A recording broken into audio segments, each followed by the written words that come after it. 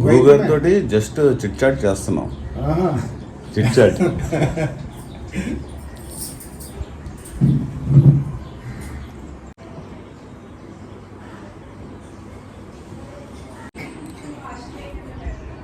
అండి, ఇప్పుడే నేను గుండుకొలను సిద్ధాంత్ గారిని కలవడానికి వచ్చాను.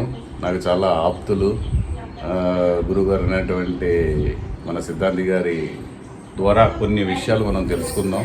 మంచి మంచి విషయాలు సింపుల్గా చాలా రోజుల తర్వాత కలవడం జరిగింది. Okay, thank you. See you. This is Ajay Venkat. మాట్లాడండి చెప్పండి. మిమ్మల్ని నమ్ముకొని చాలా మంది ఉన్నాం సార్. మేము ఇంకా మా పిల్లల జాతకాలు ఇవన్నీ మీ చేతిలోనే వెళ్ళాలి సార్.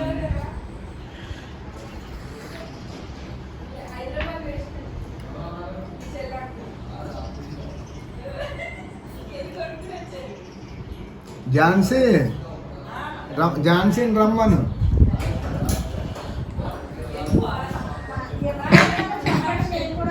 ఇవన్నీ మనకి సిద్ధాంత్ గారికి వచ్చినటువంటి బిరుదులు. పర్లేదు, వచ్చే కూర్చోండి కదా. కూర్చోండి. వెంకట్ గారు టీవీలో వస్తుంది. వెంకట్ గారు టీవీలో హైదరాబాద్లో ఫ్రెండ్స్ చాలా మంది ఉంటాం. ఎక్కడ? అక్కడ మీకు హైదరాబాద్లో. ఓకే.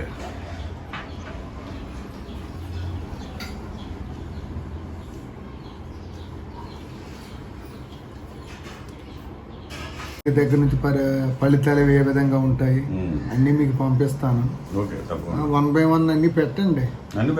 పెట్టి ఒక్కో రాసి ఒక్కొక్కటి అంతే ఒక ప్రోగ్రాం ఆ విధంగా ఇస్తే అందరికీ కూడా దాని దోష నివారణ ఇదివరకే ఇచ్చాము. చాలా మంది అందరూ కూడా బాగా, ఎందుకంటే ఏ దోషానికి ఏం చేయాలి, ఆ నివారణ ఏంటి, ఆ రాసుల వారు ఏం చేయాలి, అది సింపుల్ సొల్యూషన్ ఇస్తే మనం అందరం కూడా వారికి కూడా తృప్తిగా ఉంటుంది. అందరూ తెలుసుకుంటారు. అందుకని ఇప్పుడు సడన్గా వచ్చారు కాబట్టి మీరు అన్నీ కూడా జనవరి 1 నుంచి ఏమో ఫస్ట్ నుంచి ప్రోగ్రామ్ ఇద్దాం. తర్వాత ఉగాది దగ్గర నుంచి మళ్ళీ రాసుల ఫలితాలు ఏ విధంగా ఉంటాయి మొత్తం కంప్లీట్ అన్ని కూడా. అంటే ఇప్పుడు చాలా మంది జనవరి 1 నుంచి ఇస్తున్నారు. ఉగాది అన్ని కరెక్ట్ అండి, 2 కరెక్టే. 12 మాసాల యొక్క పరిస్థితి ఉగాది నుంచి చూసుకుంటాం. అప్పుడు మరలా ఉగాది వచ్చేటప్పటికి జనవరి, ఫిబ్రవరి, మార్చి ఉంటుంది కదా, తప్పనిసరిగా ఉంటుందండి. చెప్పండి ఏంటంటున్నారు? ఏదో అడిగారుగా ద్వైతము. ద్వైతము అంటే రెండు, అద్వైతం అంటే ఒకటే, ఏకత్వం. ఎందుకంటే మనం ఇప్పుడు ప్రాపంచిక జీవితంలో ఉన్నప్పుడు మనం అంతా ద్వైతంతో నడుస్తుంది, తెలుసుకోవాలి. ఇందులోనూ మొన్న కూడా డాక్టర్ గారు అడిగింది, జీవాత్మ పరమాత్మ అని చెప్పాడు ఆయన. లేదంటే ఒకటే ఆత్మ అండి అన్న. ఎందుకంటే 2 అనేది లేదు. 2 ఎక్కడున్నాయి? లేవండి. ఇప్పుడు ఒక వస్తువు చూస్తారు మీరు, ఒక రోడ్డుని మీరు నడిచి వెళ్తూ ఉంటారు, ఒక తాడు ఒకటి కనిపిస్తుంది చీకట్లో, దాన్ని మీరు పాము అనుకోవచ్చు. భ్రమించి చాలా మంది అప్పుడు ఏమవుతుందంటే భ్రమిస్తారు. భ్రమించి తొందరపడి ఏం చేస్తారు, మీరు ఒక టార్చ్ లైట్ ఏదో ఒక వెలుగుని చూస్తారు. అక్కడ చూసిన తర్వాత అప్పుడు ఏముంది, ఇది వాస్తవంగా ఉన్నది అక్కడ త్రాడు. మరి త్రాడు పాము అవ్వలేదు, పాము త్రాడు అవ్వలేదు, కానీ భ్రమించింది ఎవరో మీరు. భ్రమించారు కాబట్టి మీరు ఆ భ్రమలో ఏదైతే ఉన్నారో అది అలా జరిగింది. అందుకని అజ్ఞానంలో ఉన్నటువంటి వాడికి ఎలుగునిచ్చేదే జ్ఞానం. ఎలుగు అన్నారు చూసారా, వెలుగు అనేది అక్కడ ఏమి ప్రత్యేకంగా కాంతి కాదండి, అది జ్ఞానం. అది అజ్ఞానంతో ఉంటే అక్కడ మనం చీకటి వెలుగు 2 ఉంటాయి. అది తెలుసుకోకుండా మనం ఏదో అండి ఆ ఎలుగు ఈ ఎలుగు అనుకుంటాం. ఏదైనా ఒకటే. ఏదైనా మన జీవితంలో శాశ్వతం అనేది ఏదైనా ఉందేమో చూపించండి నాకు. అంతా అశాశ్వతమే. సత్యం ఒకటే శాశ్వతం, కీర్తి ఒకటే శాశ్వతం. సత్యమే కీర్తి. అందుకనే నేను జీవించి ఉండగా కీర్తి గురించి కాదు, నేను లేకుండగా కీర్తి ఉండాలి అంటే శిలాశాసనం మీద అదే సత్యం. నేను లేకపోయినా నా గురించి 100 సంవత్సరాలైనా ఎన్నో శిలాశాసనాల్లో కూడా భ్రమించి జీవించేది నేను. చనిపోయిన తర్వాత బ్రతుకున్నది అప్పుడు నేనే. అప్పుడు నేను అనాలి తప్ప ఇప్పుడు నేను కాదు. నేను అంత అహం అండి అది కూడా భ్రమే, భ్రాంతి. మనం చాలామంది ఏంటో నేను చేశానండి ఇది, నేను చాలా గొప్పవాడు అంటే ఈడెవడు గొప్పవాడు? చేయించేది ఆయన, చేసేది ఈడు, ఒక యంత్రం. ఇప్పుడు మనం కూడా అదే అండి, శరీరం కూడా అద్దే. ఆ ఖాళీ చేయమన్నాడు అనుకోండి, ఆయన గంటలో ఖాళీ చేయవలసిందే. అదే మనం టైం అయిపోయిందండి ఇది అనుకుంటాం. ఇందు వాండర్ ఏం చేస్తాడు, ఏమంటే మాకు కొద్దిగా మా చుట్టాలు వస్తారు మేము ఉండాలి అని అన్నాడు అనుకోండి, తప్పనిసరిగా ఇల్లు ఎలాగైతే ఖాళీ చేస్తాం ఇది కూడా ఖాళీ చేసి మళ్ళీ ఇంకో ఇల్లు చూసుకోవాలి. ఇది కరెక్ట్ అండి. ఇక అప్పుడు ఏం చేస్తాడు, ఇతను ఏం లేదు ఇల్లు చూసుకునే వరకు కొంత సమయం పడుద్ది.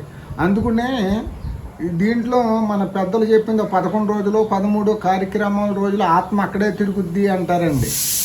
అదే ఆత్మే పరమేశ్వరుడు. ఈ 11 రోజులు ఎందుకంటే వేరే నిర్మాణం వేరే దాంట్లో ప్రవేశించడం కోసం తిరుగుతుందండి. అదే సృష్టి. మనం ఏదైనా ప్రతిదీ భ్రమించటమే మనం బ్రహ్మ. నాది అనుకుంటాం అనేది తప్పు, అశాశ్వతం అండి. ఇది నాది అనేది ఎక్కడుంది? ఎక్కడ ఏం లేదు. అదంతా అశాశ్వతం. ఇది దేహంతో సహా అశాశ్వతం. ఇంకా అటువంటిప్పుడు వీడికి ఎక్కడుందండి? అదే అద్వైతం. నాది అనేది ఎక్కడ చెప్పలేదు. శంకర భగవత్పాదులు వారు అద్వైత సిద్ధాంతంలో చాలా నిగూఢమైనటువంటి ఎన్నో విషయాలు తెలియజేసినటువంటి మహనీయులు. మరి అది ఇదిగో జీవాత్మ పరమాత్మ అంటారు ద్వైతంలో. జీవాత్మ ఎక్కడుంది? పరమాత్మ ఎక్కడుంది? ఆత్మే పరమేశ్వరుడు. అందుకనే ఈ ఆత్మ మీద మనకి చీకటి అనేది మాయ కమ్మి ఉండటం వల్ల మనకి తెలియట్లేదండి. ఆత్మలో ఎప్పుడైతే ఉందో పైన ఆ పొర మనం తీసి చూడగలిగితే పరమేశ్వర జ్ఞానం కలుగుతుందండి. అప్పుడే ఓహో మనకి ఇలా జరుగుతుంది అనేది సత్యం బయటకు వస్తుంది. మనం ప్రతిదీ నేను చేస్తున్నాను ఏదో అనుకుంటాం. ఇది మాత్రం నేను అనే శబ్దం అసలు జీవితంలో ఎప్పుడూ రాకూడదు.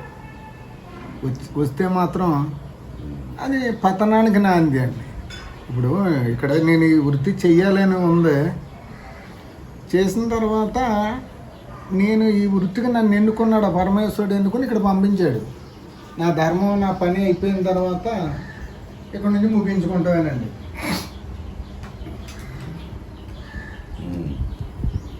ఇక్కడ నా క్యారెక్టర్ అయిపోయింది అనుకోండి, బాబు నీ క్యారెక్టర్ ఇక్కడ అయిపోయింది, నీ చెప్పిన పని చేసేసుకున్న తర్వాత అప్పుడు ఏం లేదు.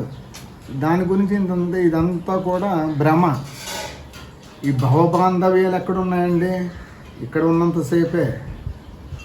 జీవుడు బయటికి వెళ్ళిన తర్వాత దేహం ఏమైపోతుందో తెలుసా అండి? శివం తప్పుకుంటే శవం అవుద్దండి శరీరం. శివమే పరమేశ్వరుడు ఉన్నాడు. శివం తప్పుకుంటే శవం. 5 నిమిషాలు ఇంట్లో ఉంచరే, 5 నిమిషాలు ఎవరు ఉంచరు. ఆడు కోటీశ్వరుడు అవునే, గొప్పవాడు అవునే. 1 గంట తర్వాత ఎవరు రారు, భార్య ఉండదు, పిల్లలు ఉండరు, ఎవరు ఉండరు. కాసేపు ఏదో అనుకుంటారు, బాబు ఇక్కడ ఉంచకూడదండి, ఆ సాయంత్రానికి బయటికి తీసుకెళ్ళి శవదహనానికి పంపిస్తారు. కారణం ఎందుకు తెలుసండి? అయిపోయింది అక్కడ. ఎప్పుడే చూసారా? ఇంతకీ శివం తప్పుకుంటే ఇంత అనర్థం జరిగిందండి. ఆ శివమే పరమేశ్వరుడు. అది మనం గుర్తించుకుని ఉంటే మృత్యువుకు భయపడక్కర్లా. మృత్యువుకి ఎప్పుడు కూడా భయపడక్కర్లేదు. మృత్యు అంటే ఏంటి? ఆహ్వానించాలి మనం. మృత్యువు మనకి ఎప్పుడైతే ఉందో ఆహ్వానించాలండి. ఏ రోజునైనా శరీరం పండుటాకు చెట్టును ఉంటుందా మీరు చెప్పండి? పండిన ఆకు మన చెట్టును ఉండదు, అది రాలిపోద్దిగా. మళ్ళీ జీవుడు మళ్ళీ వేరే ఇక్కడ కార్యక్రమం అయిపోయిన తర్వాత వేరే దాంట్లో ప్రవేశించి వాడి నిర్మాణం వాడు చేయాలి. ఇది అద్భుతమైనటువంటి మిరాకిల్స్ అండి. నేను చేశానండి, ఇది నా వల్ల అయింది అంటాడు. వీడి వల్ల ఏంటండి? ఎక్కడో పుట్టాను, ఎక్కడో పెరిగాను, ఎన్నో నిర్మాణాలు చేయటం అంటే అది ఈశ్వరేక్ష, అమ్మవారి అనుగ్రహం. ఈ రెండు ఉన్నప్పుడు మనం దేనికి భయపడక్కర్లే. అదే అండి. ఎప్పుడు కూడా శివనామస్వరం అందుకునే స్మరణ చేయమంటారండి. చేస్తే ఎప్పుడు ఆయన దగ్గరే ఉంటాడు.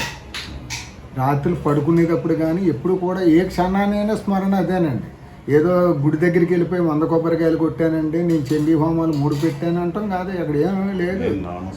నామస్మరణ అండి, శివనామస్మరణ, అమ్మవారు ఇద్దరు కూడా.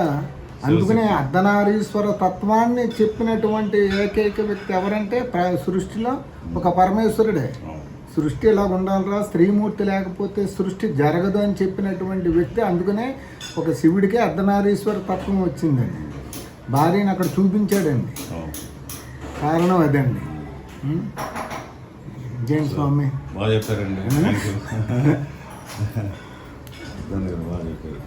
దగ్గర నుంచి ఫలితాలు ఏ విధంగా ఉంటాయి అన్నీ మీకు పంపిస్తాను. 1 by 1 అన్ని పెట్టండి, పెట్టి ఒక్కో రాసి ఒక్కొక్కటి అంతే ఒక ప్రోగ్రాం.